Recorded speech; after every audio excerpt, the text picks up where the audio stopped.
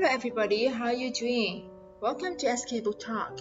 Let's check it out what we have here on our channel this week. I personally really like an addendum part of chapter 5. Rough people come from bad childhoods, and these rulebreakers who don't respect the status quo are needed to move us forward. So what do you think? Share with us, and please enjoy our episode number 5.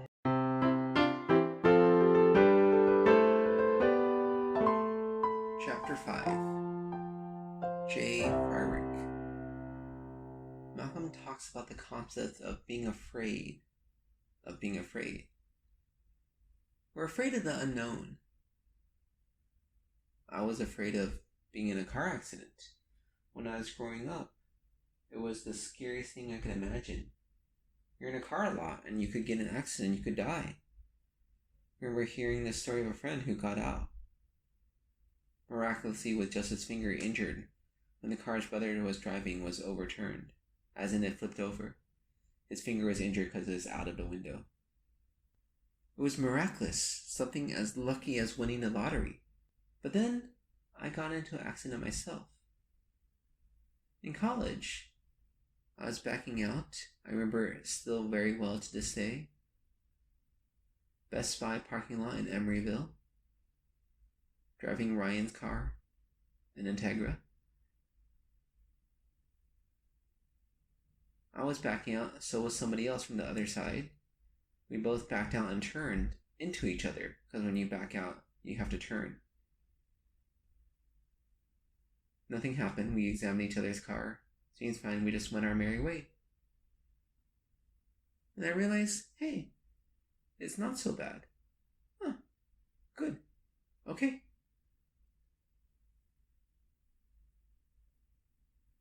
And Malcolm takes this same idea and talks about London during the bombings in World War II. Germany actually wasn't very accurate in their bombs.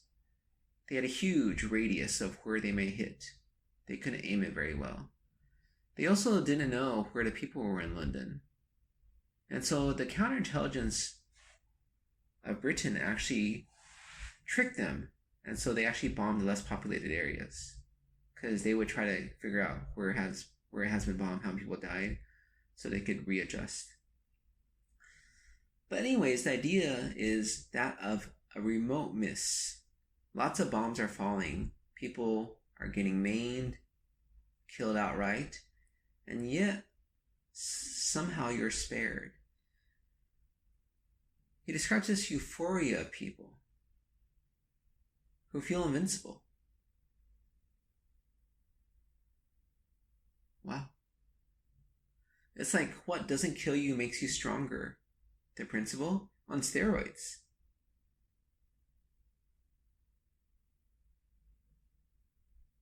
However, he doesn't talk about the people that were maimed. And I find that's what I want to talk about today. I don't know if you watch 127 Hours, a documentary about Aaron Ralston, who was crushed by a boulder when he was out hiking. His arm was crushed. He was stuck there for days. No help was coming. It was the wilderness in Utah. Or was it Colorado? And eventually, he cut off his own arm so he could escape. I know people grimace when I say that, but I haven't even told you the full extent of it. He had a knife, but his knife wasn't sharp enough to cut through the bone, so he had to use the leverage force to break the bone and then cut off his arm. Isn't that crazy? But it's this idea of surviving, right? That's why he made it. But he was maimed. He didn't get through unscathed. So what happened to him? How did he feel?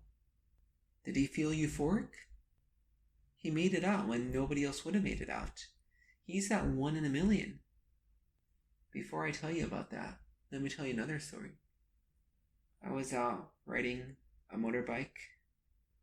I was in Lombok, an island near Bali. It's a beautiful island, not developed like Bali. Gorgeous. You have to go visit. You wind up the hills, you have this beautiful view of the valley, all green, with the ocean in the back. Sunset is beautiful there.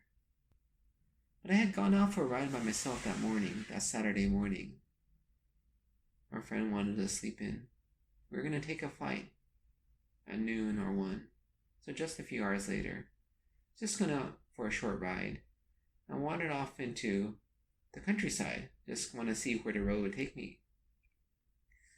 And the road was small, but I thought, hey, it's big enough for a motorbike.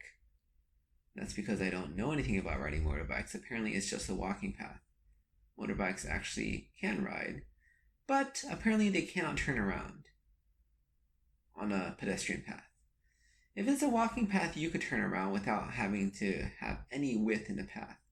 Just sort of shuffle your feet and all of a sudden you're turned around. Well, a motorbike isn't so easy. Not just so easy, it's very hard. First of all, I didn't realize how heavy these things were.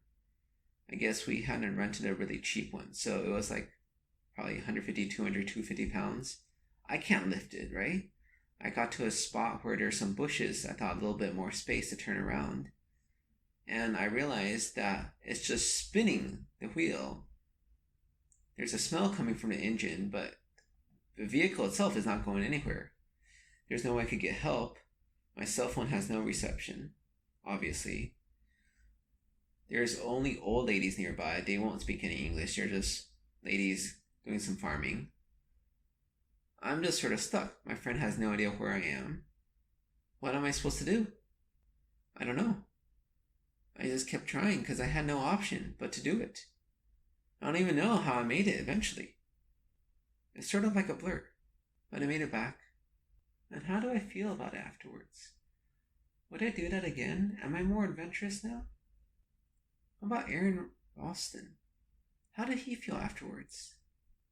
So what's the difference? He was maimed. He lost an arm. A very healthy, more than healthy, young man now can't do many things because he's only one-armed. For me, I could still do everything. How do the main people feel about this? Do they feel happy they got away with their life? Is their initial period of depression like Aaron Ralston that they have to get over now that they're missing a limb? Why is that not a desirable difficulty? It didn't kill them. Shouldn't it make them stronger? I don't know that I have an answer to that. But I think the answer is it depends on the person. How they view this experience.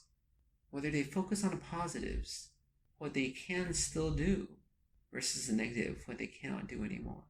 Perspective, as I mentioned earlier.